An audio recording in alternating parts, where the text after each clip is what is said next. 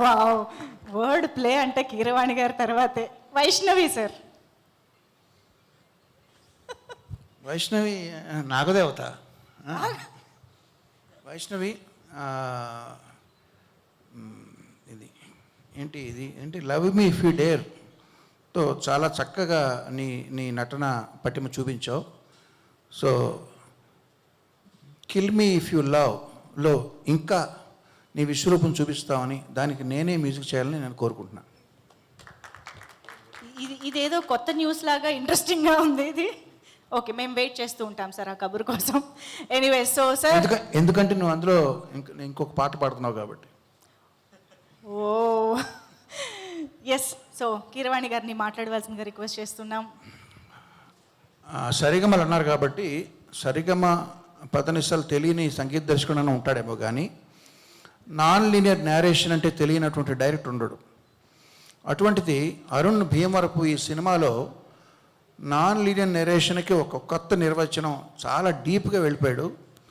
So ఈ సినిమాని ముఖ్యంగా మా చిన్నాన్నగారు విజేంద్ర ప్రసాద్ గారు, మా మిత్రులు డైరెక్టర్ సురేందర్ రెడ్డి గారు, వాళ్ళిద్దరూ చూసి వాళ్ళు నాకు ఫోన్ చేసి వాళ్ళ మనోభావాలు నాకు చెప్తారని నేను ఆశిస్తున్నాను. నేను చాలా ఈగర్గా వెయిట్ చేస్తున్నాను. ఎందుకంటే ఒక కొత్త ప్రయోగానికి తెరతీశాడు ఇందులో అరుణ్. నువ్వు నాగా కుర్చీలో కూర్చుంటే నేను అక్కడ నా కుర్చీలో నేను కూర్చుంటే నువ్వు కింద కూర్చోవడం అర్థం ఏంటంటే అదేదో నీకు చాలా భక్తి వినయం ఎక్కువని కాదు. ఎప్పుడైతే మీకు నచ్చినట్టు మేము చేయట్లేదు, కాళ్ళు పట్టుకుని లాగేయడానికి వీలుగా కూర్చున్నామని తెలుసు నాకు. But anyway, all the best Arun.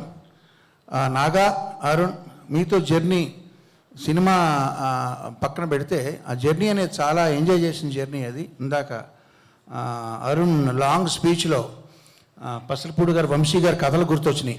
ఆ ఎక్స్పీరియన్స్ అవన్నీ మిస్ అవుతున్నామని చెప్తే నేను కూడా అవన్నీ మిస్ అవుతున్నాను. బట్ మన డిస్కషన్లో మెయిన్ పార్ట్ ఏంటంటే రాజుగారు ఏరి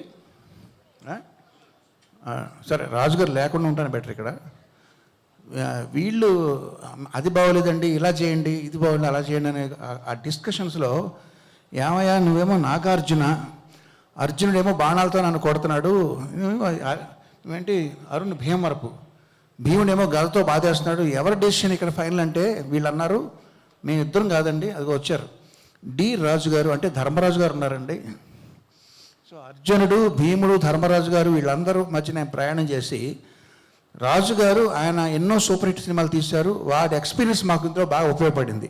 కొన్ని కన్ఫ్యూజన్స్, చిన్న క్లారిటీస్ కావాల్సి వచ్చినప్పుడు లాస్ట్ మినిట్లో 11th అవర్లో వాటిని సరి చేయడంలో ఆయన ప్రొడ్యూసర్గా కాదు డైరెక్టర్గా కూడా ఆయన పాత్ర వహించి ఆయన కర్త కర్మ క్రియగా ఈ సినిమాకి వ్యవహరించారు. ఆల్ ద బెస్ట్ రాజు గారు. మనందరికీ కూడా ఈ సినిమా పేరు తీసుకురావాలని ఆశిస్తున్నాను. Thank you very much. Thank you sir, thank you so